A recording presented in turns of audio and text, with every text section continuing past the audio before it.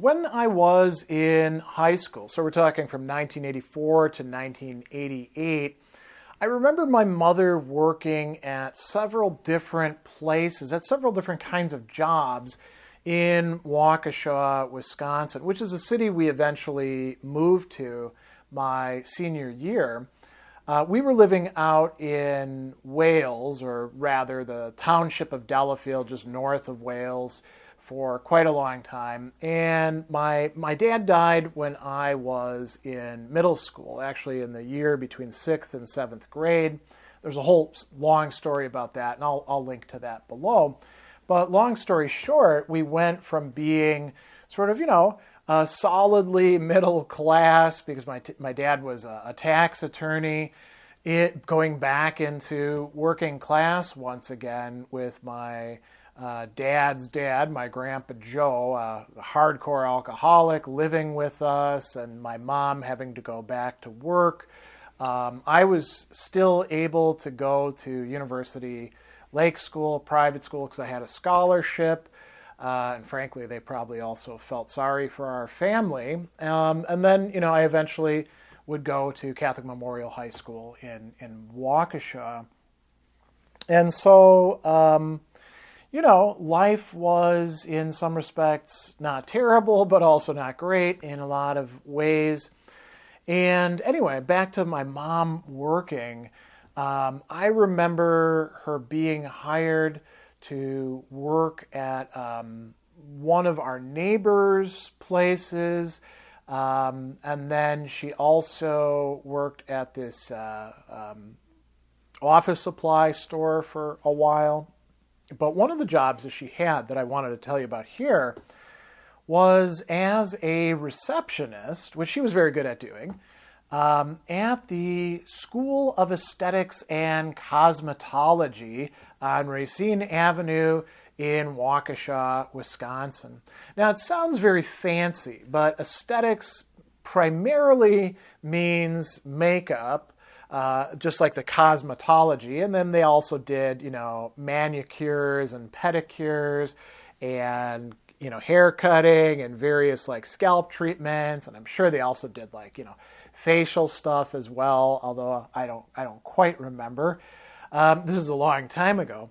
And so it was quite interesting because the person who owned this was the mother of one of my classmates. Actually, she wasn't in my class. She was in a few classes that overlapped, but she was one grade lower than me. And her name was Tammy Oldenhoff, and she had, I think, a younger sister who was my sister's age. And I actually had a crush on Tammy for a while, and I think she did on me as well, but we were both kind of shy and awkward kids, so we actually did have one outing where she came to, her mom dropped her off at our place. My mom made spaghetti, then drove us to Skate World in Waukesha, left us alone for a while. We skated together, chatted quite a bit, and then my mom picked us up and we went home. That was the only time we did that. So anyway, her mom, and I don't remember what her mom's name was. She was just Mrs. Oldenhoff, And she was, somebody who kind of fit the bill for owning a school of aesthetics and cosmetology. It was the 80s, so she had some really significant hair, hair gel and mousse and hairspray was like very big, and haircuts would be quite bouffant, let's just say. So anyway, I would be there quite a bit, and there were really two main reasons why I would be there. So one was that I would quite often walk there from school. So, Catholic Memorial would get out, and we sometimes had carpools, and that was cool. So you'd catch a ride with kids who lived in the same area as you, but you didn't really have all that much in common with necessarily. And sometimes even the kids would drive, when they got older. But a lot of times I would go to where my mom was working and then catch a ride from her that way. So, there was a good bit of heading from the school, walking down Racine Avenue, which for me was kind of fun. It was like getting to the big city. Waukesha's not really a big city, but when you're from the sticks like Wales and Delafield back in the 80s, it sure feels bigger, right? And, it was pretty common to walk miles and miles. We did that a lot as kids.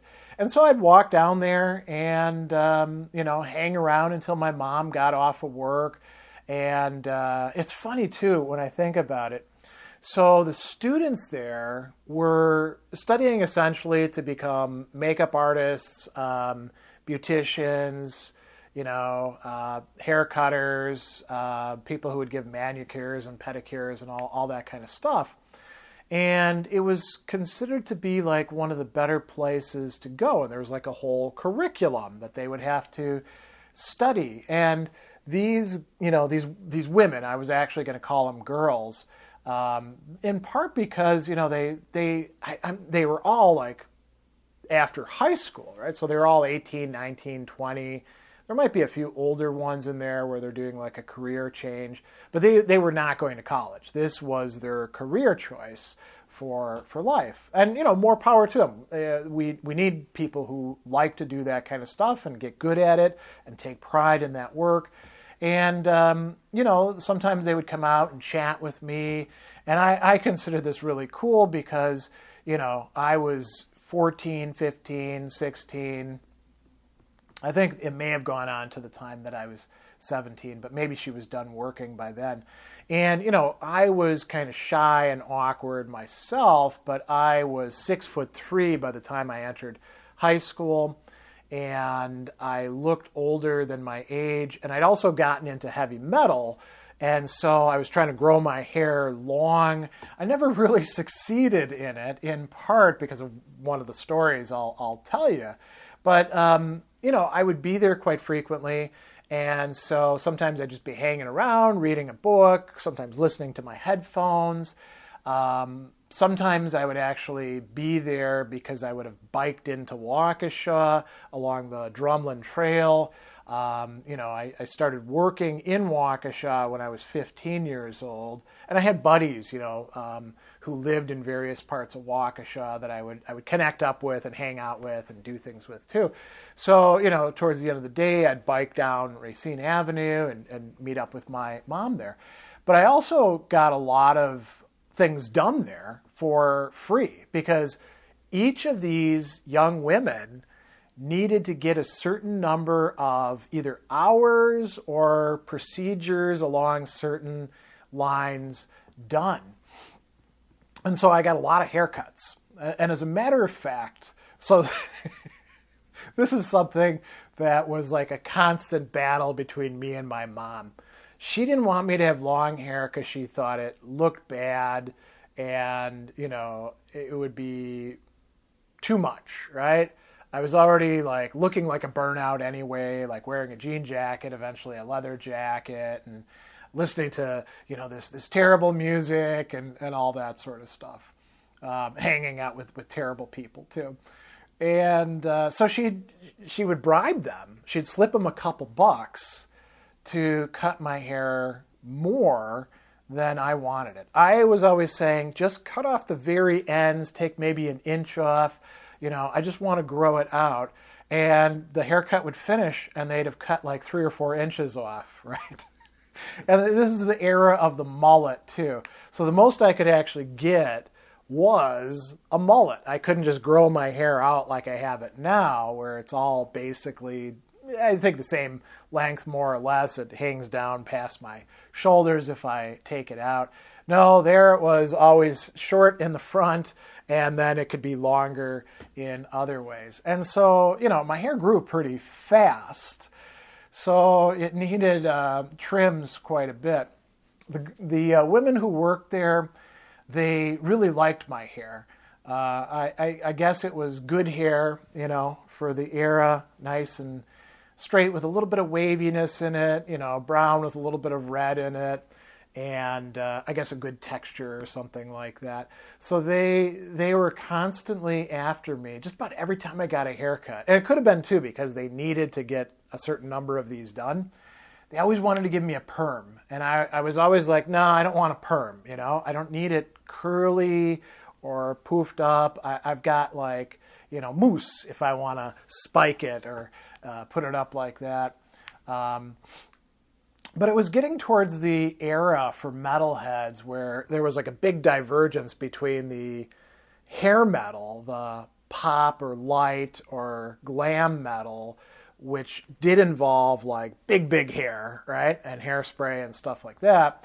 And then what we called the real metal, what we nowadays recognize as traditional heavy metal and thrash metal were also becoming big. And the aesthetic with that was you don't put your hair up big, you actually let it hang.